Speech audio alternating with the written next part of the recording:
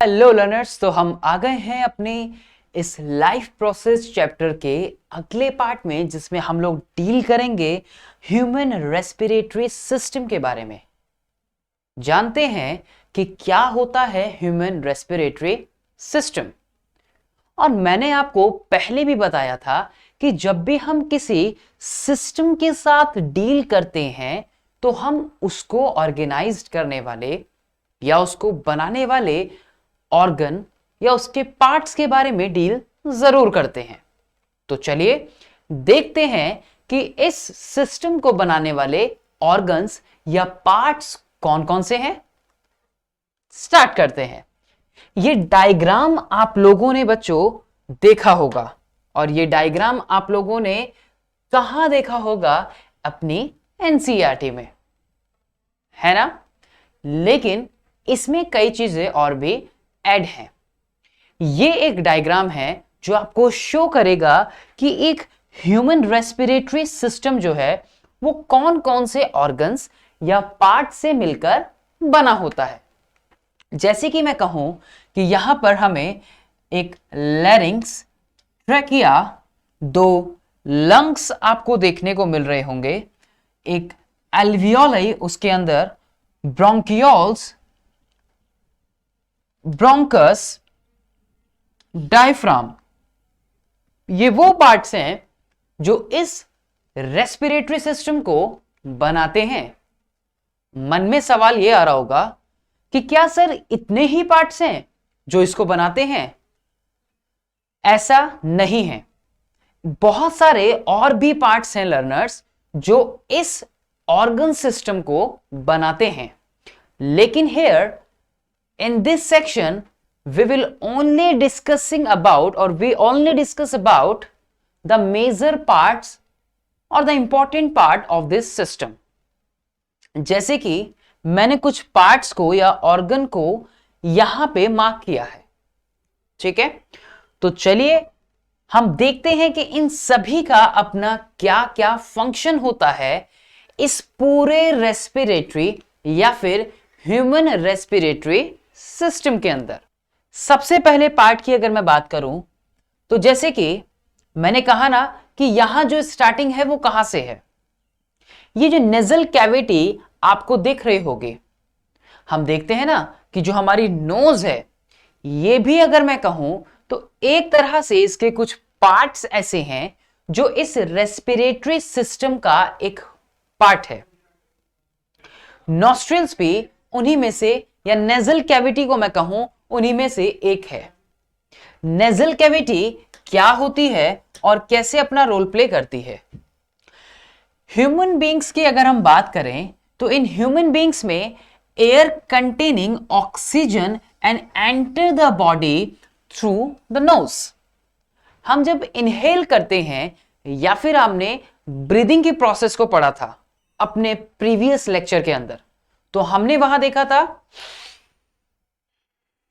Breathe in breathe out, यानी कि breathe in जब हम कर रहे हैं तो ऑक्सीजन जो है हमारी नोज के थ्रू हमारे बाकी के रेस्पिरेटरी पार्ट्स तक पहुंच रही है, या मैं अगर कहूं कि लंग्स तक पहुंच रही है, और उस लंग्स से आगे की प्रोसेसिंग कंप्लीट होती है, जिससे कि ये जो ऑक्सीजन है ये हमारी हर एक सेल तक पहुंच पाती है।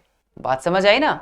तो इसीलिए यहां नोज का जिक्र हुआ है, यहां नोज के बारे में हमने लर्नर्स बात की है। There are recent 2 holes in our nose called nostrils.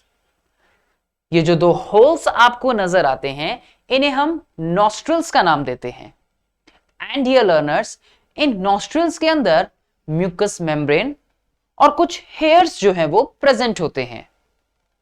In hairs का जो रोल है वो आपके रेस्पिरेटरी ट्रैक में डस्ट को या फिर कुछ पैथोजेंस की एंट्री को रोकती है। इन हेयर से हम कई बीमारियों से या कई एलर्जेंट से बच पाते हैं, राइट? तो यानी कि आपको समझ आ गया होगा कि जो हेयर्स प्रेजेंट होते हैं हमारे इन नॉस्ट्रिल्स के अंदर, ये हमें कई पैथोजेंस और कई जर्म्स या फिर डस्ट, से बचाते हैं। ये जो नॉस्ट्रल्स हैं ये आगे जाके ओपन होते हैं behind in the nasal cavity. ये आगे जाके ओपन होते हैं कहां पे? नेजल कैविटी में। The function of nasal cavity, सवाल मन में आ रहा होगा कि नेजल कैविटी का फंक्शन क्या है। तो nasal cavity is to moisten, warm and trap dust particles present in the air coming in through the nostrils। वही बात जो अभी हमने की कि ये फाइन हेयर्स और जो म्यूकस है इसके अंदर वो हमें इन सब डस्ट पार्टिकल्स से बचाती है जो एयर के थ्रू हमारी बॉडी के अंदर जा सकते हैं। बात समझ आई? The nasal cavity opens behind in the pharynx। ये जो आगे जाके नोजल कैविटी है या नेजल कैविटी है ये अनदर पार्ट में ओपन होती है बच्चों, जिसको हम लोग फेरिंक्स का नाम देते हैं। फेरिंक्स एक कॉमन पैसेज होता है बोथ, यानी कि आपके रेस्पिरेटरी एंड डाइजेस्टिव सिस्टम के लिए। हम लोगों ने अभी डील किया था किसके साथ? फेरिंक्स के साथ, जिसको हमने यहां पे देखा था।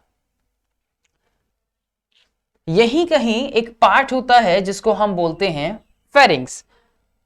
ये फेरिंक्स जो है हमें बताता है यहां इस रीजन में, जैसे आप देखते हैं ना एपिग्लॉटिस। एपिग्लॉटिस का क्या काम होता है? एपिग्लॉटिस भी कुछ इसी तरह से अपना रोल प्ले करता है। It prevents the entry of food into the windpipe। क्या कहा मैंने? ये जो ग्लॉटिस, ये जो एपिग्लॉटिस होता है, prevent the entry of food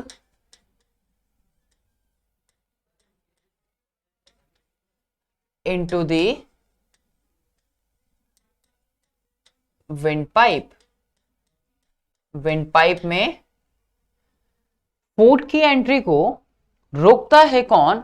epiglottis. और हम यहां पे क्या बात कर रहे हैं कि फेरिंक्स जो है वो एक कॉमन पैसेज है किसका? Both respiratory and digestive system, दोनों के लिए कॉमन पैसेज का काम कौन करता है? फेरिंक्स काम करता है। It leads into the larynx which is also known as by the name of voice box. आगे जाकर ये जो फेरिंक्स का पार्ट है हमारा वो कहां ओपन होता है? लैरिंक्स के अंदर। और इस लैरिंक्स को हम लोग वॉइस बॉक्स के नाम से भी जानते हैं। आगे देखते हैं। लैरिंक्स जो है it lies at the top of the trachea. अब आपने ट्रेकिया तो पढ़ा अभी कि ट्रेकिया हमें कहां देखने को मिलता है? जब हम ट्रेकिया के बारे में बात कर रहे थे तो that is the point of trachea, और उसके ऊपर टॉप पे हमें दिखा लैरिंक्स, राइट? तो यानी कि ये जो रास्ता आ रहा है ये फेरिंक्स से आ रहा है। फेरिंक्स से आके किससे मिला? लैरिंक्स से। और लैरिंक्स जो आगे जाके बना किसमें? ट्रेकिया के अंदर। ये बात आपको बहुत अच्छे से समझ आ गई होगी, राइट? तो this is also known as by the name of voice box. It lies at the top of the trachea. When air passes through the larynx, vibrations are produced in the vocal cords। किसमें काम करता है? आप लोगों ने sound वाला एक chapter तो पढ़ा ही होगा, या फिर मैं कहूं कि आपने क्लास 9th में एक चैप्टर पढ़ा होगा वेव्स से रिलेटेड भी, जहां पे आपने वाइब्रेशंस, एको, रिवर्बरेशन, ये सारी चीजें सीखी होंगी, है ना? वहीं कहीं इस चैप्टर में आपने ऐसी भी चीजें सीखी होंगी, या क्लास 9th में आपने ऐसी चीजें सीखी होंगी जहां पर आपने देखा होगा कि साउंड जो है किस तरह से बनता है? वाइब्रेशन से। समझ आई ना बात? So vibration are produce in the vocal cords and it result in the production of sound, जिसकी वजह से साउंड का प्रोडक्शन होता है। सो लैरिंक्स का काम क्या हुआ? लैरिंक्स एक तरीके का हमारा वॉइस बॉक्स है जो साउंड के प्रोडक्शन में या फिर आवाज के प्रोडक्शन में अपना रोल प्ले करता है। ये बात समझ आई? इसलिए हम इसको वॉइस बॉक्स का नाम भी देते हैं। चलिए, उसके बाद जब हम इसमें बात करते हैं ट्रेकिया को लेकर, it is also known as by the name of windpipe. इसको हम लोग जो दूसरा नाम देते हैं वो क्या है, विंड पाइप का। अगर हम इसकी कॉन्फ़िगरेशन के बारे में बात करें तो लगभग 10 to 12 सेंटीमीटर एक लॉन्ग ट्यूब हमें देखने को मिलती है। और हमने कहां देखा था ट्रेकिया को, हमने देखा था यहां पर। तो यानी कि हम ये कह सकते हैं कि ये जो ट्यूब है लगभग 12 to 10 सेंटीमीटर हमें देखने को मिलती है। ये चीज समझ आई, बहुत अच्छे से आई। चलिए आगे देखते हैं। Trachea supported by 15 to 20 cartilaginous rings. 15 to 20 cartilaginous rings. Sir ये कार्टिलेजिनस रिंग्स क्या होती हैं? तो कार्टिलेजिनस रिंग्स हम किन्हें कहते हैं? जो मेडअप हो कार्टिलेज से, राइट। कुछ इस तरह के स्ट्रक्चर आपको देखने को मिल रहे होंगे। ये जो आपको स्ट्रक्चर देखने को मिल रहे हैं ना, इनको हम, ये रिंग लाइक स्ट्रक्चर, यही है आपकी कार्टिलेज से बनी हुई ये रिंग। ये किससे बनी है? कार्टिलेज से। और कार्टिलेज आप लोग जानते हो ना कि, और इनका स्ट्रक्चर कैसा है? Ring like. कैसा है? Ring like structure. कैसा है बच्चों? Ring like structure. ये मेडअप है कार्टिलेज से। किससे मेडअप है? कार्टिलेज से। कार्टिलेज कैसी होती हैं? सॉफ्ट बोन, हमें जो प्लाइएबल होती हैं देखने को मिलती हैं हमारे बॉडी में। जैसे कि ईयर के इस पिना पे ये कार्टिलेजिनस बॉन, या फिर मैं कहूं कार्टिलेज से मेडअप होती है। जैसे कि नोज टिप पे भी प्रेजेंट होती है। तो ये बात समझ आई, बहुत अच्छे से आई। ओके, चलिए आगे देखते हैं। ये जो रिंग्स हैं, that rings prevent the trachea from collapsing. बच्चों ये जो लाइन है ना, यहाँ पे ध्यान रखिएगा, इससे रिलेटेड सवाल भी कई बार आपके एग्जाम्स में पूछे जाते हैं। सर किस तरह के सवाल होते हैं, जल्दी से बताइए। बिल्कुल, तो वहां पर सवाल जो आता है वो इसके फंक्शनिंग को लेकर आता है बच्चों, कि जो ट्रेकिया है और ट्रेकिया के ऊपर जो रिंग्स प्रेजेंट हैं वो अपना किस तरह से रोल प्ले करती हैं।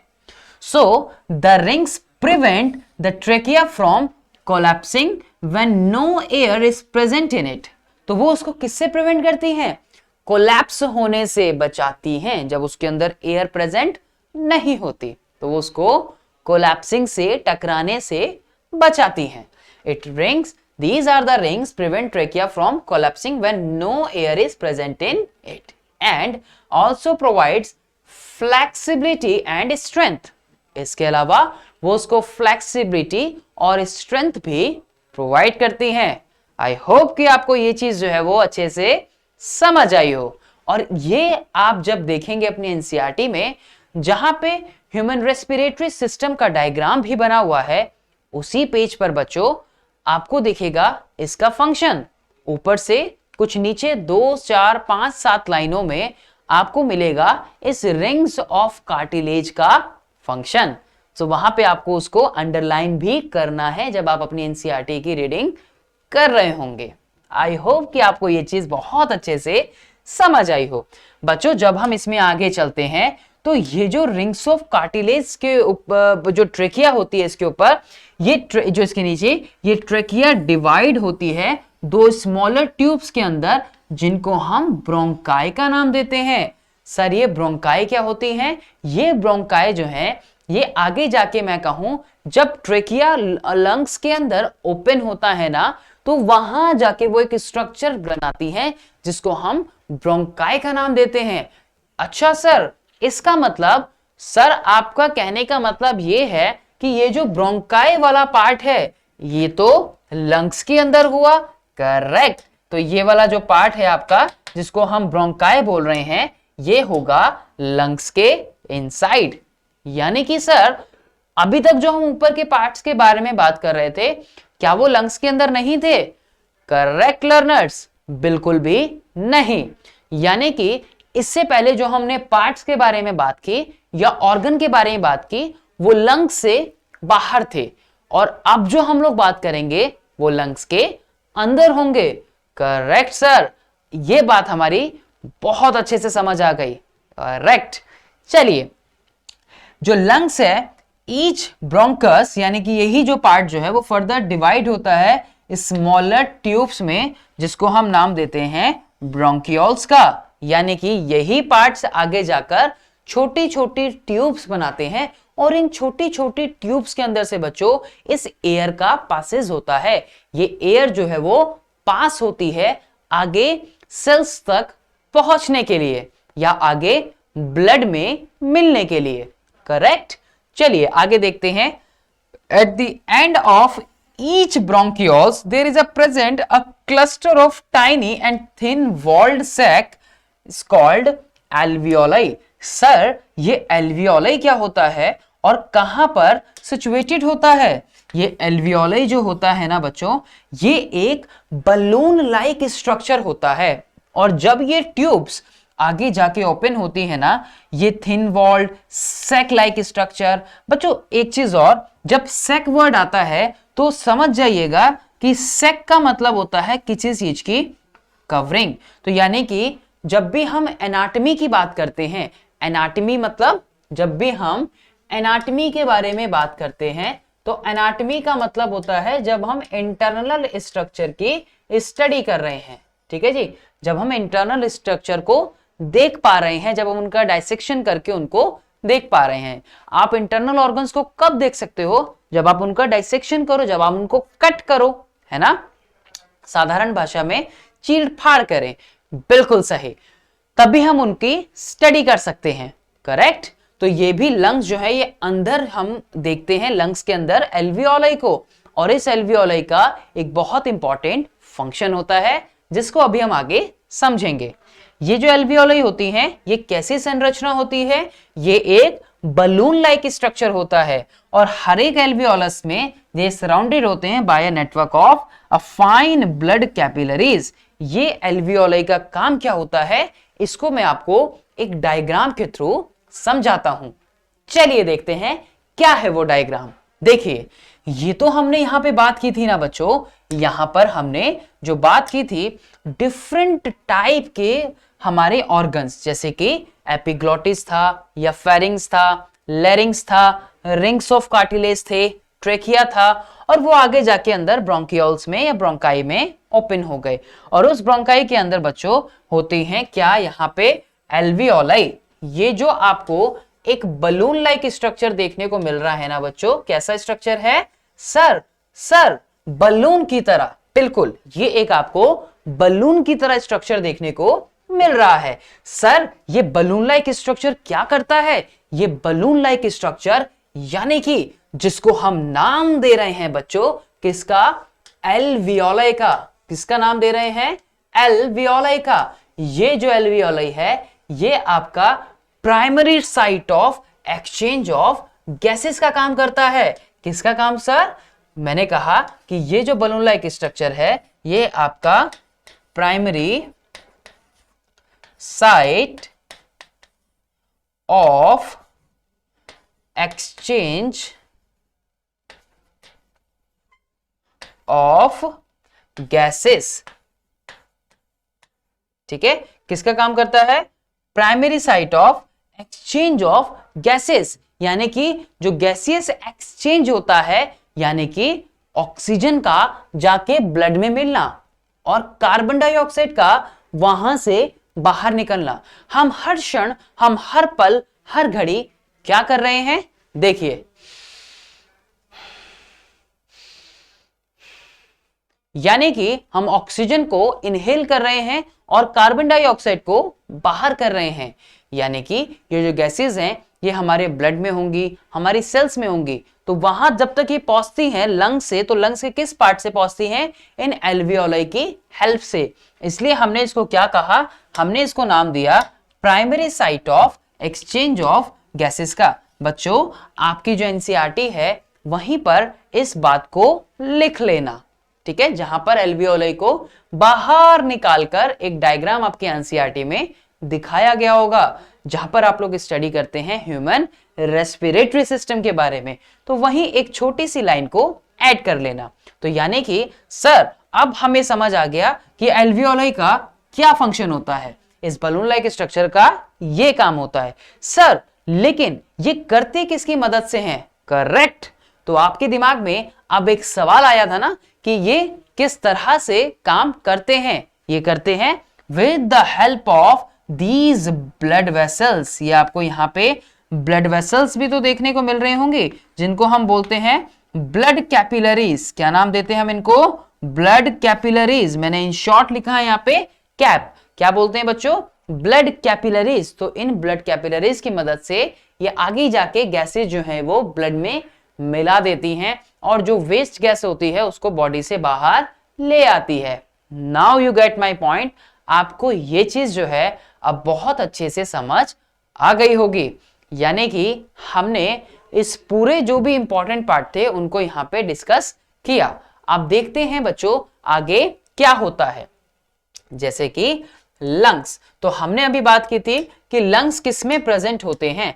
लंग्स किसमें प्रेजेंट होते हैं? सर लंग्स तो बॉडी के अंदर प्रेजेंट होते हैं। अरे नहीं, लंग्स कैसे प्रेजेंट होते हैं, मतलब किसमें प्रेजेंट होते हैं? पेयर में प्रेजेंट होते हैं। A pair of lungs is present in thoracic cavity. Sir ये थोरेसिस कैविटी क्या होती है?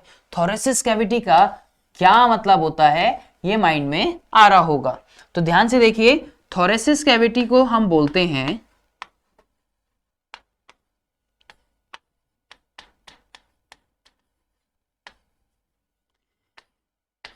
Chest cavity. क्या नाम देते हैं बच्चों? Chest cavity. इसको हम चेस्ट कैविटी का भी नाम देते हैं। सर अब ये बात अच्छे से समझ आ गई। So one on each side of the heart. आप देखते हैं कि जब हम बात करते हैं लंग्स की, तो यहां ये जो हमारे लंग्स हैं वो हमें देखने को मिलते हैं। कहां पे? यहां पर, इस जगह। बच्चों एक चीज आप जानते हो कि आपके लंग्स के सराउंडिंग जो है या फिर लंग्स जो है वो कवर्ड होते हैं वो एक स्पेशल मेम्ब्रेन से, जिसको हम नाम देते हैं प्लूरा का। किसका नाम देते हैं? प्लूरा मेम्ब्रेन का नाम हम उसको देते हैं। सर ये प्लूरा मेम्ब्रेन क्या रोल प्ले करती है? तो आप जानते हैं कि ये जो प्लूरा मेम्ब्रेन होती है ये एक तरह से शॉक एब्जॉर्बर का भी काम करती है, राइट? जिसको हम ये जो इसके अंदर एक फ्लूइड प्रेजेंट होता है जिसको हम प्लूरल फ्लूइड का नाम देते हैं। जब भी अगर आपने देखा होगा कि आपके लंग्स को कोई हिट कर रहा है या आपके लंग्स जो हैं एनी हाउ इंजरी के टाइम पे वो हिट किए गए हैं, उनको हिट किया है, तो ये जो हिट हुए हैं यहां एक फ्लूइड प्रेजेंट होता है। वो फ्लूइड इसको मैकेनिकल इंजरीज से बचाता है। ये फ्लूइड इसको ऐसी कंडीशन में स्ट्रेंथ प्रोवाइड करता है। इसी तरह से बच्चों अब आपके मन में एक सवाल बन रहा होगा, क्या सर इस तरह के फ्लूइड हमारी बॉडी में कहीं और भी प्रेजेंट होते हैं? तो यस लर्नर्स, इस तरह के फ्लूइड आपकी बॉडी में और भी जगह प्रेजेंट होते हैं। जैसे कि हमारे इस स्कल या फिर इस ब्रेन के पास, ब्रेन में प्रेजेंट होता है cerebro spinal fluid. Cerebro fluid, spinal यानी कि यहां स्पाइनल कॉर्ड से बात की जा रही है या स्पाइनल कॉर्ड के बारे में बात की जा रही है। हम इस तरह के फ्लूइड के बारे में तब बात करेंगे जब हम इस चैप्टर के साथ डील करेंगे। Correct? Now you got my point. तो बच्चों ये जो फ्लूइड हमारे इन वाइटल ऑर्गन्स के पास प्रेजेंट होते हैं ये आपको मैकेनिकल इंजरीज से बचाते हैं। Correct? So this is the pleural fluid. It protects the lungs from the mechanical injuries. तो आपको ये बात बहुत अच्छे से समझ आ गई होगी। क्या सर इस प्लूरल फ्लूइड के अलावा कोई और भी प्रोटेक्शन हमारे लंग्स के पास प्रेजेंट होती है? तो क्या जवाब है? बिल्कुल लर्नर्स, इसके अलावा भी प्रोटेक्शन हमारे लंग्स के पास प्रेजेंट होती है। सर वो क्या क्या होती हैं? सर वो किस तरह की होती हैं? आपके मन में ये सवाल जरूर उमड़ रहा होगा, ये मैं बात जानता हूं। तो बच्चों वो होते हैं हमारे इस स्केलेटल सिस्टम की या हमारे इस स्केलेटल सिस्टम की कुछ बोन्स, जिनको हम नाम देते हैं रिब्स का। किसका नाम देते हैं? रिब्स का नाम हम उनको देते हैं। सर ये रिब्स क्या होती हैं? रिब्स जो है, मैंने कहा ना कि एक तरह के बोन्स का एक कवच होता है। बच्चों, ये बोन्स का कवच जो है ये आपके लंग्स को प्रोटेक्ट करता है। ये आपके लंग्स को जो है प्रोटेक्ट करता है, ये चीज ध्यान रखिएगा। तो रिब्स एक तरह का कैसा स्ट्रक्चर हुआ बच्चों? रिब्स जो है वो एक तरीके का आपके इस पूरे के पूरे स्केलेटल सिस्टम का, किसका? स्केलेटल सिस्टम का एक पार्ट है। ठीक है, तो एक अगर हम रफ डायग्राम बनाएं तो मान लीजिए कि ये जो हैं ये आपके लंग्स हो गए। ठीक है, ये मान लीजिए कि ये आपके लंग्स हो गए और इसके बाहर एक ढांचा होता है जिसको हम रिब्स का नाम देते हैं। किसका नाम देते हैं? रिब्स का नाम देते हैं। ये बात तो आपको अच्छे से समझ आ गई होगी। और ये रिब्स जो हैं आपके, ये बहुत से रिब्स जो है वो इस तरह के स्ट्रक्चर जो है वो फॉर्म करती है, इस तरह के स्ट्रक्चर्स को जो है वो फॉर्म करती है और आपके लंग्स को प्रोटेक्शन प्रोवाइड करती है। ठीक है बच्चों, वैसे तो ये रिब्स दो तरह की होती है, एक ट्रू रिब्स और दूसरी फॉल्स रिब्स, जिनको आप हायर क्लासेस में डील करेंगे। करेक्ट? तो बेसिकली आपको प्रोटेक्शन के लिए यहां दो चीजें बता सकते हैं, उस चीज का ध्यान रखिएगा। चलिए आप देखते हैं आगे की कुछ कहानी। Passage of air through the respiratory system. बच्चों, अभी तक जो हमने पढ़ा हम उसको एक फ्लो चार्ट की फॉर्म में समझते हैं। किसकी फॉर्म में? फ्लो चार्ट की। यस सर, फ्लो चार्ट की फॉर्म में हम इस चीज को और भी आसानी से समझ सकते हैं। सर, इसको थोड़ा सा और आसानी से हमें बताइए। तो देखिए हम किस तरह से देखते हैं। बच्चों, हमने सबसे पहले बात की थी किसके बारे में? नॉस्ट्रिल के बारे में। किसके बारे में? नॉस्ट्रिल के बारे में। यस सर, मुझे पता है कि ये नॉस्ट्रिल क्या होती है और हमने कहां पे पढ़ा था। तो हमने ये जो हॉल्स बोले थे नोज पे प्रेजेंट है, इसको हम नॉस्ट्रिल्स का नाम देते हैं। किसका नाम देते हैं? नॉस्ट्रिल्स का नाम देते हैं। सर, वहां से हमें पता है कि वो किस में गई थी? एक नेजल कैविटी में, जिसको हमने नाम दिया था नेजल पैसेज का। किसका नाम दिया था? नेजल पैसेज का। ये नेजल पैसेज यानी कि ये एक तरीके का हो गया बच्चों रास्ता। क्या हो गया? एक तरीके का रास्ता। सर, वहां से हमें पता है कि वो एक कैविटी के अंदर गई थी और उसके बाद जाके वो कैसे लैरिंक्स और ट्रेकिया में चली गई थी। करेक्ट? तो उसके बाद हम क्या बोल सकते हैं, यानी कि ये जो एयर थी ये कहां पे गई थी? नेजल कैविटी में। किस में गई थी? नेजल कैविटी के अंदर। सर, नेजल कैविटी में ऐसा क्या होता है? तो बच्चों, नेजल कैविटी का मतलब है एक तरह से एक रास्ता, एक पाथवे। राइट? इस कैविटी के बारे में आप डिटेल्स स्टडी तब करेंगे जब आप हायर क्लासेस में एनाटॉमी की स्टडी करेंगे। फिर वही बात, जब आप उसका डाइसेक्शन देखेंगे तभी हम इसके साथ डील करेंगे। सर, ये बात बहुत अच्छे से समझ आई। ओके, तो उसके बाद बच्चों, जब हमने वो जो एपिग्लॉटिस पढ़ा था उससे पहले हमने एक पार्ट डिस्कस किया था जिसको हमने नाम दिया था, सर याद आया, फेरिंग्स नाम हमने उसको दिया था। बिल्कुल करेक्ट बच्चों, फेरिंग्स के बाद हमने देखा था जिसको हमने वॉइस बॉक्स नाम दिया था। सर, एकदम अच्छे से याद आया, जिसको हमने लैरिंग्स का नाम दिया था। किसका नाम दिया था? सर, हमने उसको लैरिंग्स का नाम दिया था। इसके बाद बच्चों, अच्छा, लैरिंग्स की स्पेलिंग मैं एक बार ठीक कर दूं, जल्दी में कुछ गलती नहीं होनी चाहिए। और वैसे भी हम तो कोई जल्दी कर ही नहीं रहे, हम तो बहुत आसानी से कर रहे हैं और बहुत धीरे धीरे समझ रहे हैं।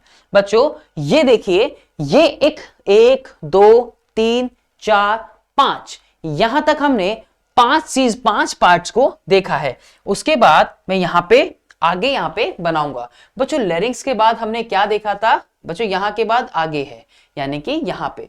उसके बाद हमने डील किया था ट्रेकिया के साथ। सर, मुझे अच्छे से पता है कि ये ट्रेकिया कैसी थी। तो हमने जब ट्रेकिया के बारे में बात की थी तो हमने कहा था कि ये एक लॉन्ग ट्यूब है। कैसी ट्यूब है? लॉन्ग ट्यूब है, जिसकी लंबाई हमने कितनी पढ़ी थी? 10 to 12 सेंटीमीटर। सर यानी कि इसका मतलब अब हम बात करेंगे लंग्स के पार्ट के बारे में, यानी कि वो पार्ट इस ऑर्गन सिस्टम के जो लंग्स में ओपन हो रहे थे।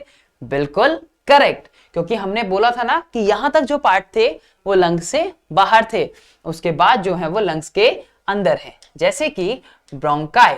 जैसे कि ब्रोंकाई बच्चों, ये ब्रोंकाई मैंने आपको बताए थे आगे जाके कि ये ब्रोंकियोल्स यानी कि और भी जो ऑर्गन जो अनदर उसका पार्ट था, यानी कि आगे जाके जब वो ओपन हो रही है ट्यूब्स, वो जो ओपन हो रही हैं वो आगे जाके अपना अदर पार्ट बना रहे हैं, जिसको हमने नाम दिया था किसका? ब्रोंकियोल्स का।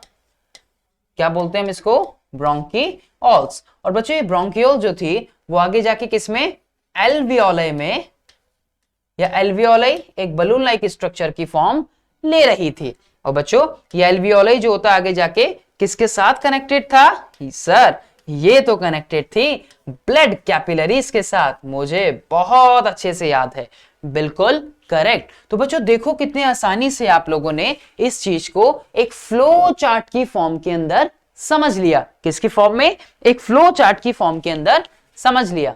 तो देखते हैं nostril, nasal passage, nasal cavity, pharynx, लैरिंग्स, उसके बाद trachea, bronchi, bronchioles, alveoli, blood capillaries. बच्चों ये जो पार्ट है ना, ये किसके अंदर है आपके?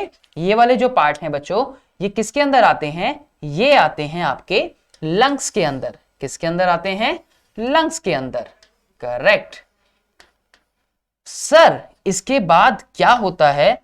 इसके बाद ये ब्लड कैपिलरीज जो हैं ये आपकी इन गैसेस को ब्लड में मिला देती हैं। बच्चों होता क्या है कि जो ऑक्सीजन होती है, क्या होती है? ऑक्सीजन जो होती है वो आगे जाके इस ब्लड में मिल जाती है। सर ब्लड में जाने के बाद ऑक्सीजन का क्या होता है? ऑक्सीजन बच्चों यहां पे जाने के बाद एक हीमोग्लोबिन, किस नाम के? हीमोग्लोबिन। सर ये हीमोग्लोबिन क्या होता है? बच्चों हीमोग्लोबिन का मतलब होता है, देखिए हीम मीन्स होता है आयरन, हीम मीन्स होता है आयरन, और बच्चों ग्लोबिन का मतलब होता है, ग्लोबिन मीन्स होता है प्रोटीन। तो इसका मतलब ये क्या होता है? ये हीमोग्लोबिन जो है ये एक आयरन कंटेनिंग प्रोटीन होता है। क्या होता है? आयरन कंटेनिंग प्रोटीन होता है। सर आयरन कंटेनिंग प्रोटीन क्या करता है? आयरन कंटेनिंग प्रोटीन जो है बच्चों ये आपका क्या करेगा? ये आपके ऑक्सीजन को बाइंड करने में रोल प्ले करता है। इस पिगमेंट की वजह से ये हीमोग्लोबिन एक तरीके का पिगमेंट होता है। क्या होता है? एक तरीके का पिगमेंट होता है, और ये ऑक्सीजन को बाइंड कराने में अपना रोल प्ले करता है। किसमें रोल प्ले करता है? Helps in to bind the oxygen. Oxygen को बाइंड कराने में अपना रोल प्ले करता है। और बाइंडिंग भी कैसे बच्चों? बहुत रैपिडली। कैसे? बहुत रैपिडली बाइंड कराने में हीमोग्लोबिन अपना रोल प्ले करता है। आपकी जानकारी के लिए एक बात बताऊं, अगर ये पिगमेंट हमारी बॉडी में प्रेजेंट ना हो तो कई साल लग जाएंगे आपके ऑक्सीजन के मॉलिक्यूल को एक प्लेस से दूसरे प्लेस तक पहुंचने में। पहुंचेगा लेकिन बहुत स्लो मैनर में, ये चीज ध्यान रखिएगा। तो हीमोग्लोबिन का फंक्शन, और हीमोग्लोबिन एक आयरन कंटेनिंग प्रोटीन होता है, ये चीज ध्यान रखिएगा। सर तो बाकी की गैस कैसे आती है? यानी कि CO2 बॉडी से बाहर कैसे आती है? ये चीज आपके माइंड में जरूर आ रही होगी। तो बच्चों ये जो ऑक्सीजन हमारे इस पाथवे से हमारे ब्लड में जाके मिली और उसके बाद हीमोग्लोबिन ने उसको बाइंड किया, एक सवाल और आपके मन में यहां पे आ रहा होगा कि सर ये हीमोग्लोबिन आखिर कहां देखने को मिलता है? तो बच्चों एक चीज ध्यान रखिएगा, ये जो हीमोग्लोबिन है ये आपको ब्लड सेल्स में यानी कि आपकी RBC के अंदर देखने को मिलेगा। किसके अंदर? RBC में, जिसको आप रेड ब्लड सेल का नाम देते हो। तो RBCs के अंदर आपको ये हीमोग्लोबिन जो प्रोटीन है, जो आयरन कंटेनिंग प्रोटीन है, वो देखने को मिलेगा। तो इस तरह से ऑक्सीजन इस पाथवे के थ्रू हमारे ब्लड सेल्स में जाके उस प्रोटीन के साथ बाइंड कर जाती है और हमारी सेल्स तक पहुंचती है। देन इसी का ऑपोजिट बच्चों कार्बन डाइऑक्साइड के साथ होता है। CO2 जो है वो इसी पाथवे से वापस आती है और उसके बाद नॉस्ट्रिल के थ्रू हमारी बॉडी से बाहर। आई होप कि आपको ये चीज जो है वो समझ आई हो। लेकिन ऑक्सीजन किस में होती है? एक डिसॉल्व्ड फॉर्म के अंदर हमारी बॉडी के अंदर होती है, ये चीज ध्यान रखिएगा। और जब वो उसके साथ मिलती है तो बच्चों क्या बनाती है? वो बनाती है कार्बोक्स। जब वो ऑक्सीजन जो है, जब वो कार्बन डाइऑक्साइड जो है, जब वो इस हीमोग्लोबिन के साथ मिलती है तो वो क्या बनाती है? कार्बोक्सी हीमोग्लोबिन बनाती है। क्या बनाती है? कार्बोक्सी हीमोग्लोबिन को बनाती है। ये चीज ध्यान रखिएगा। ये अलग से है बच्चों, वो चीज अलग है। तो आप इसको साफ तरीके से बिल्कुल अच्छे से वीडियो को पॉज करके आसानी से लिख लें सारी चीजों को। आई होप कि आपको ये चीज जो है बहुत अच्छे से समझ आई हो बच्चों। चलिए आगे देखते हैं। आगे अब हम इसमें बात करेंगे about the mechanism of breathing. देखिए हमने पैसेज के बारे में बात की कि किस तरह से एयर का पैसेज होता है लर्नर्स। अब हम इसमें बात करेंगे ये मैकेनिज्म कैसा है, दैट मीन्स कि वर्क फंक्शनिंग कैसी हो रही है। जब भी हम मैकेनिज्म के बारे में बात करते हैं तो मैकेनिज्म में हम क्या देखते हैं कि कोई भी ऑर्गन है सपोज, या कोई ऑर्गन सिस्टम है, उसकी फंक्शनिंग कैसे हो रही है, क्या उसके अंदर कोई चेंजेस आ रहे हैं, और चेंजेस अगर आ रहे हैं तो वो चेंजेस किस तरह के हैं, यही ये मैकेनिज्म जो है हमें बताती है, राइट। तो सबसे पहले यहाँ इनहेलेशन के बारे में हम लोग बात कर रहे हैं। इनहेलेशन का क्या मतलब है? आपको ये फिगर तो दिख रही है ना, आपको ये इमेज, ये छोटी सी जिफ जो है ये आपको दिख रही है। हो क्या रहा है बच्चों इसमें? जैसे हम इनहेल कर रहे हैं तो इनहेल करने पे हुआ क्या? इनहेल करने पर ये हुआ कि मैंने बहुत सारी एयर जो थी वो अपने अंदर भरी। एयर के अंदर फिल होने पे ये जो कैविटी होती है ना, इस कैविटी को हम लोग नाम देते हैं चेस्ट कैविटी या फिर थोरैसिस रीजन का। ध्यान से सुनना, क्या कहा मैंने? ये जो रीजन है, जब इसके अंदर एयर जा रही है, आपको दिख रहा है ना कि ये एयर इसके अंदर पास हो रही है, तो जब एयर जा रही है तो ये जो थोरैसिस कैविटी है, क्या है? थोरैसिस कैविटी। थोरैसिस कैविटी जो होती है, इस थोरैसिस कैविटी में क्या हो रहा है? अच्छा एक चीज और, इस थोरैसिस कैविटी को हम चेस्ट कैविटी का भी नाम दे सकते हैं, ये चीज ध्यान रखिएगा। तो हम इसको चेस्ट रीजन या फिर चेस्ट कैविटी का नाम भी दे सकते हैं। तो जब इस आपको ये अच्छे से नजर आनी चाहिए, जब देखिए ध्यान से, ये देखी गया, ये देखी गया अंदर। तो जैसे ही ये जा रहा है ड्यूरिंग इनहेलेशन, ये जो थोरैसिस कैविटी है ये कैसी हो रही है? ये एक्सपेंड हो रही है। कैसी हो रही है? एक्सपेंड हो रही है। तो वी कैन से दैट कि during the inhalation thoracic cavity expand. ठीक है, ये बात समझ आई? ऐसे इसके बाद मैं और क्या क्या चेंज इसके अंदर देख रहा हूं। अब मैंने आपको बताया था ना कि रिब्स प्रेजेंट होती हैं। हमने बात की कि रिब्स प्रेजेंट होती हैं। रिब्स यानी कि वो एक बॉन्स हो गई एक तरीके के स्केलेटल सिस्टम में, जो इसको सपोर्ट कर रही हैं, जो इसको सपोर्ट दे रही हैं, इसके सराउंडिंग जो हमारी रिब्स हो गई। तो ये रिब्स में भी क्या कोई चेंजेस आते हैं? तो जब आप इनहेल करेंगे तो रिब्स कैसी हो गई? रिब्स जो है वो ऊपर की तरफ जो है वो लिफ्ट अप हो गई। जरा ध्यान से अगर आपको नजर आ रही है फिगर, तो थोड़ी सी आप इसके ऊपर नजर मार सकते हैं बच्चों, डियर लर्नर्स। तो देखिए जरा क्या देखने को मिल रहा है हमें। ऐसे में रिब्स कैसी हो रही हैं? ऊपर की तरफ आती दिख रही हैं हमें। तो हम क्या बोलेंगे? Ribs lifts up. इवन हम लोग ये खुद से भी फील कर सकते हैं, हम लोग ये खुद से भी फील कर सकते हैं। जैसे इनहेल किया तो ये ऊपर की तरफ जो है ये लिफ्ट अप हुई। क्या हुई? लिफ्ट अप हुई। अब मैंने आपको बताया था, उसमें हम लोगों ने बात की कि किस तरह से ये जो डायफ्राम होता है, इस डायफ्राम में क्या चेंजेस आते हैं। ये आपको डायफ्राम दिख रहा है यहाँ पे, ये आपको इस फिगर में डायफ्राम दिख रहा होगा। ये डायफ्राम हो गया। तो जब हम इनहेल कर रहे हैं तो देखो जरा, जब हम इनहेल कर रहे हैं, जब ये जब नीचे गया तो आपको इस पाइप के अंदर क्या चेंजेस देखने को मिल रहे हैं? मैंने बताया था ना, this is a pipe like, this is a tube like structure, right. तो जैसे ही इनहेल किया तो देखिए नीचे की तरफ चला गया। हालांकि है इसकी कुछ शेप, अगर मैं रफली बनाऊं तो कुछ इस तरह की शेप आपको इसकी देखने को मिल रही है, राइट। तो जैसे ही इसके ऊपर प्रेशर आ रहा है, यानी कि एयर जब इसके अंदर जा रही है, तो इसकी शेप कैसी हो रही है? थोड़ी सी फ्लैट हो रही है। कैसी हो रही है? फ्लैट हो रही है। तो आपको ध्यान रखना है कि डायफ्राम बिकम्स फ्लैट। डायफ्राम कैसा हो गया? मैं डी से डिनोट कर रहा हूं, ध्यान रखिएगा। डायफ्राम कैसे हो गया? यहाँ पे फ्लैट हो गया इस कंडीशन में। सपोज आपको अगर डिफरेंशिएशन भी पूछा जाता है इनहेलेशन और एक्सहेलेशन में, तो आपको कम से कम एटलीस्ट 3-4 पॉइंट्स तो पता हो, जिससे कि आप डिफरेंशिएट जो है इनके अंदर कर सके। और यही मैकेनिज्म होती है, यही चीज है जो मैकेनिज्म को इसमें शो कर रही है, जो मैकेनिज्म को बता रही है। ठीक है, ये एक बात हुई। अच्छा, जब और क्या क्या देखने को मिल रहा है हमें इसके अंदर बच्चों, और क्या देख रहे हैं हम? जब हम इनहेलेशन कर रहे हैं, जब एयर अंदर पास हो रही है, तो ऐसे में क्या हो रहा है? जब एयर पास हो रही है तो लंग्स के अंदर एयर की वॉल्यूम क्या हो रही है? इंक्रीज हो रही है। ऐसे में क्या देखने को मिल रहा है? फिगर ध्यान से देखिए। ऐसे में क्या देखने को मिल रहा है कि जो वॉल्यूम है एयर की वजह से, जो वॉल्यूम होती है लंग्स की ड्यू टू एयर, वो क्या हो गई?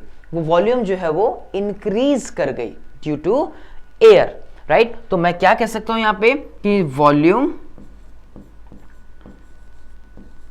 Of lungs increases. क्या हुआ यहां पे? Volume of lungs increases. So lungs की वॉल्यूम क्या हुई? यहां पे इंक्रीज हो गई। और आप ये जानते हैं कि ये इंक्रीज क्यों हुई है, ये चीज हम जानते हैं कि ये इंक्रीज जो है वो क्यों हुआ है, राइट। तो ये कुछ 4 पॉइंट जो हैं आपको ध्यान रखने हैं इसमें। उसके बाद हम लोग आगे बात करते हैं एक्सहेलेशन के बारे में, राइट। सो एक्सहेलेशन में क्या देखने को मिल रहा है हमें? अब देखिए जरा ध्यान से इस फिगर को दोबारा से। जब हमने यहाँ पे देखा था सबसे पहले, तो हमें क्या देखने को मिला था? यहाँ पे जो थोरेसिस कैविटी थी वो एक्सपेंड कर रही थी, ना। अब जरा जब ये बाहर जा रही है, जब ये एयर बाहर जा रही है, तो आप देखेंगे कि ये जो रीजन है, ये जो कैविटी है थोरेसिस कैविटी, ये कॉन्ट्रैक्ट करेगी। क्या करती है? कॉन्ट्रैक्ट करती है। कॉन्ट्रैक्ट्स। कौन कॉन्ट्रैक्ट कर रहा है? आप इसमें ध्यान रखना, थोरेसिस कैविटी जो है वो कॉन्ट्रैक्ट कर रही है। तो ये चीज हमें इसमें पहला पॉइंट जो है वो क्या हो गया कि जो थोरेसिस रीजन है, या फिर मैं कहूं कि जो थोरेसिस कैविटी है, ये क्या कर रही है? थोरेसिस कैविटी या चेस्ट कैविटी एक्सपेंड कर रही है। सॉरी, एक्सपेंड तो हो गई, ये कॉन्ट्रैक्ट कर रही है बच्चों, ध्यान रखिएगा, कॉन्ट्रैक्ट कर रही है। ठीक है, कॉन्ट्रैक्ट्स।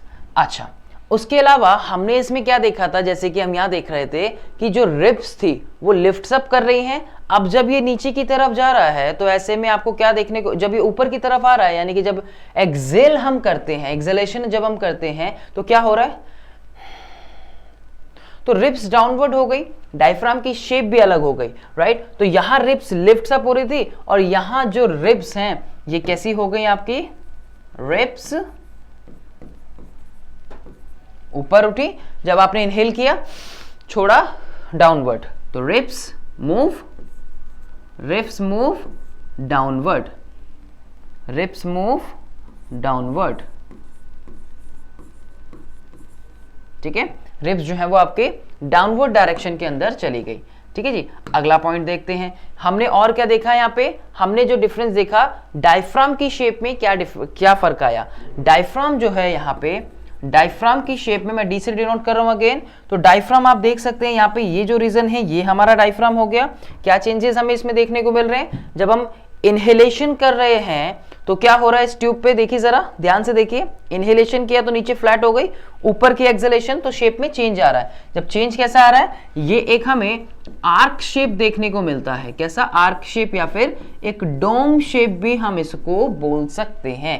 कुछ इस तरह की शेप जो है डायफ्राम की हमें देखने को मिलती है, ठीक है जी। चलिए ये एक पॉइंट हुआ हमारा एक और। उसके बाद हम क्या देखते हैं बच्चों, लर्नर्स क्या देखते हैं उसके बाद, जो हम वॉल्यूम के बारे में बात कर रहे थे, हम यहां बात कर रहे थे about the volume of lungs increases. तो यहां पे ऐसे में क्या होता है कि जो वॉल्यूम है, जब एयर निकल गई तो ऐसे में क्या हुआ, वॉल्यूम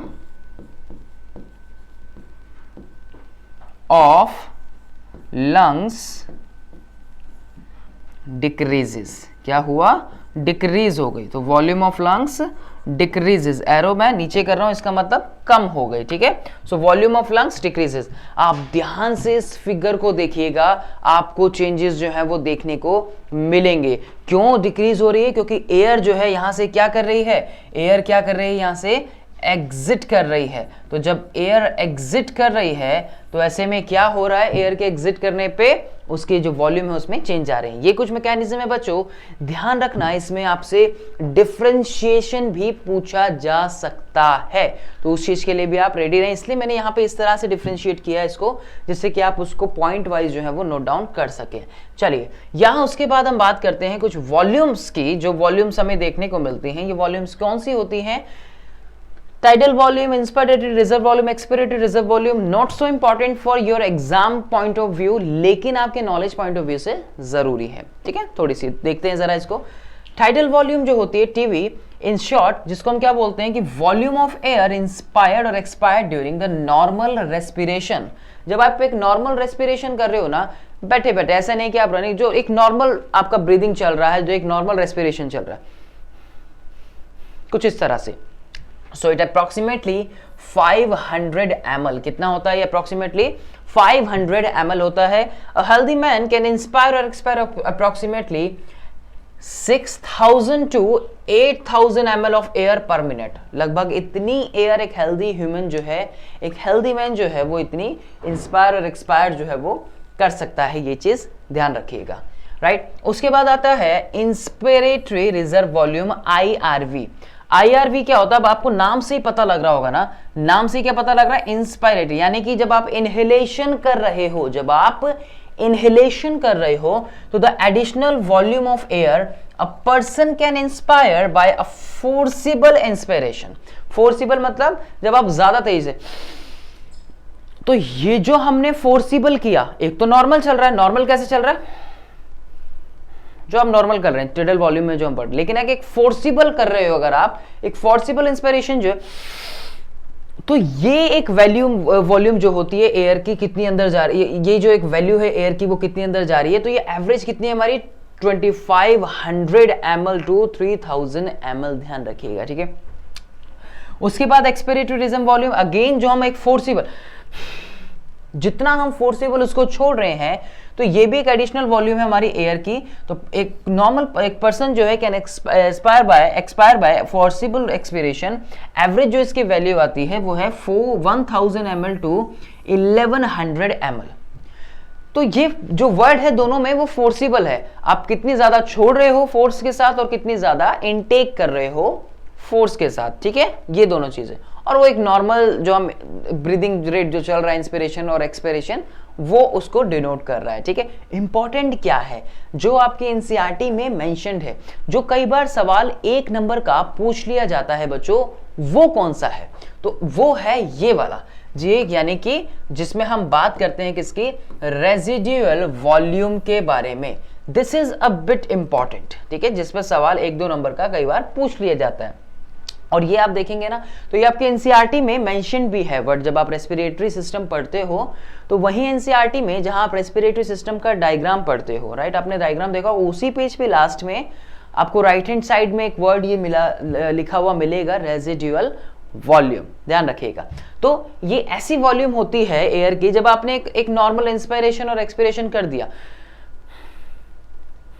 छोड़ा और इनटेक किया और आपने एग्जिट किया, ठीक है, इनटेक किया और एग्जिट किया बाहर। सो इसके बाद लंग्स में एयर की कुछ वॉल्यूम जो है वो बची रह जाती है, इसके बाद लंग्स में एयर की वॉल्यूम जो है वो बची रह जाती है, इसी को हम रेजिड्यूअल वॉल्यूम का नाम देते हैं। नाम से ही पता लग रहा होगा, रेजिड्यू, रेजिड्यू मतलब जो बचा रह जाता है। So volume of air remaining in the lungs, क्या, the volume of air remaining in the lungs even after a forcible expiration. This average जो आपने छोड़ दिया, जब आपने एक बार इनटेक किया और एक बार आपने छोड़ दिया, तो ये एक साइकिल आपकी हुई, तो छोड़ने के बाद जो बचा वो आपने इसको बोला। एवरेज कितना है? लगभग 1100 ml टू 1200 ml, ये हमारा इसका एवरेज वैल्यू हो गई। So by adding up a few respiratory volume describe above, so one can derive various pulmonary capacities which can be used in clinical diagnosis. तो ये बहुत सी वॉल्यूम्स हैं जो हमें ये लाइन बताती है कि जितनी भी हम लोग डिस्कस कर रहे हैं, चाहे वो पीछे टिडल वॉल्यूम हो, आईआरवी हो या ईआरवी हो, ये सब हेल्प करती हैं पल्मोनरी कैपेसिटीज को जानने में। आपको ये क्यूरियोसिटी आ रही होगी कि हम ये चीज़ क्यों पढ़ते हैं, ये चीज़ हम क्यों पढ़ रहे हैं, वॉल्यूम ऑफ एयर कितनी है, कितनी जा रही है। तो हमारी जो पल्मोनरी, यानी पल्मोनरी वर्ड जब भी आएगा बच्चों, ध्यान रखिएगा, ये पल्मोनरी वर्ड जब भी आप पढ़ेंगे कहीं भी, ये आप लंग्स से रिलेटेड पढ़ेंगे, ठीक है। लंग्स से रिलेटेड आप पल्मोनरी वर्ड पढ़ते हो। कार्डियक जैसे आप पढ़ते हो हार्ट से रिलेटेड, गैस्ट्रो जैसे आप पढ़ते हो आपका डाइजेस्टिव सिस्टम से रिलेटेड, ठीक है। तो ये चीज ध्यान रखिएगा। सो पल्मोनरी कैपेसिटीज को जानने के लिए किसकी कितनी है, ये चीज हम उसमें काउंट करते हैं, ये वॉल्यूम जो हम काउंट करते हैं। टोटल लंग कैपेसिटी क्या होती है? टोटल लंग कैपेसिटी में ये सारी चीजें आ जाती हैं कि पूरे लंग्स की कितनी कैपेसिटी है। So the total volume of air accommodate in the lungs, ध्यान से देखो, total volume of air accommodated in the lungs at the end of forced inspiration. तो जब आपने फोर्स्ड इंस्पिरेशन किया तो उसके बाद कितनी वॉल्यूम जो थी एयर की वो अकोमोडेट हुई लंग्स में। उसमें क्या क्या इंक्लूड होता है? इंक्लूडेड है उसमें residual volume, expiratory reserve volume और टिडल वॉल्यूम एंड आईआरवी, या वाइटल कैपेसिटी भी हम इसको नाम देते हैं, या फिर हम ये भी बोल सकते हैं कि vital capacity plus residual volume. आपको ये वर्ड याद अभी नहीं रखना है, ठीक है, आपको इतना भी आप उसको बोल सकते हो, ये चीज ध्यान रखिएगा। This is not so important for the exam point of view, but the आपका जो नॉलेज पॉइंट ऑफ व्यू से है फिर तो हम उसको कितना ही ले सकते हैं ना। तो थोड़ी सी ये चीज आपको जानकारी होनी चाहिए, एडिशनल है। एनसीईआरटी में आपको ये चीज नहीं मिलेगी, आपको सिर्फ क्या मिलेगा एनसीईआरटी में?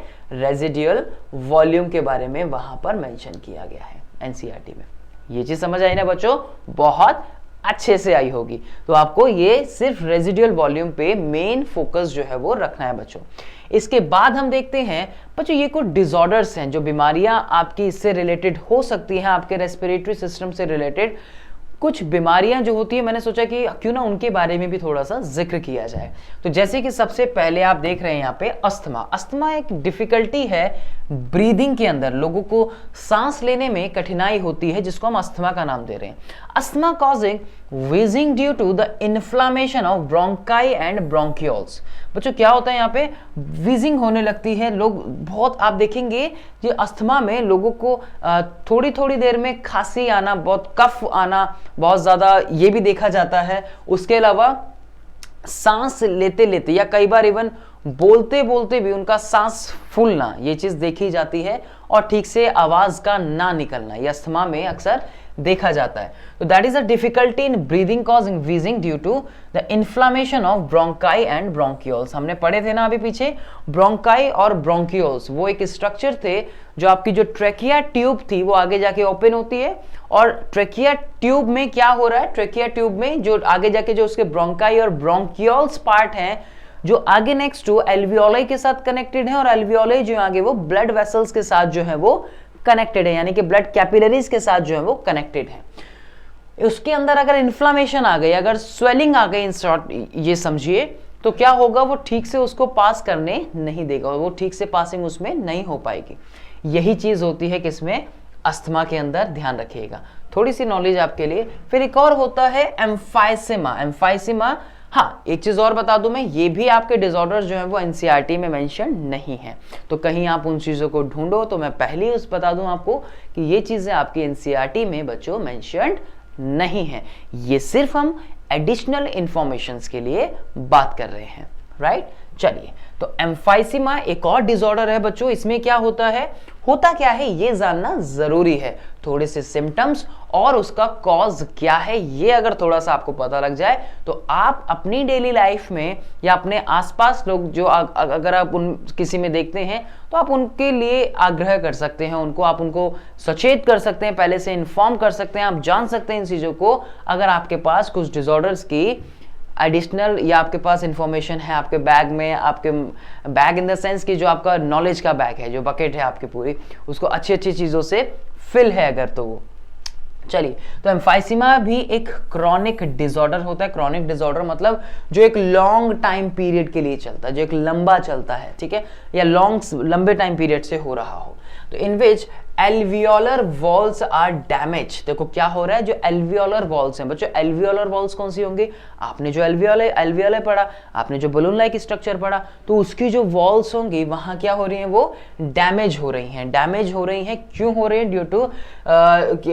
Due to which respiratory surface is decreased. उसकी वजह से क्या हुआ, जो रेस्पिरेटरी सरफेस थी, पढ़ा था ना हमने कि एल्वियोलाई जो होती है वो primary site of exchange of gases होती है, तो उसकी जो वॉल्स थी वो क्या हो रही थी, डिक्रीज हो रही हैं। So one of the major cause of this cigarette smoking. इसका जो मेजर कॉज है क्या है, सिगरेट स्मोकिंग जो है वो उसका एक मेजर कॉज है बच्चों, ध्यान रखिएगा, स्मोकिंग एक मेजर कॉज है।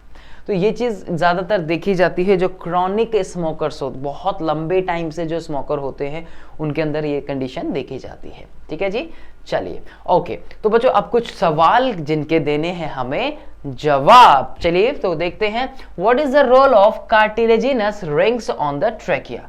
देखिए हमने पढ़ा था ना अभी पीछे कि कार्टिलेजिनस रिंग्स जो होती हैं ट्रैकिया के ऊपर, कुछ इस तरह का पाइप था बच्चों, और ये जो था आगे जाके आपका इन लंग्स के अंदर जो था वो आपके ओपन हो रहा था। एक रफ डायग्राम से मैं आपको समझाने की कोशिश कर रहा था यहाँ पे। आई होप कि आपको ये चीज़ जो है वो समझ आई होगी कि मैं किसके बारे में बात कर रहा हूँ।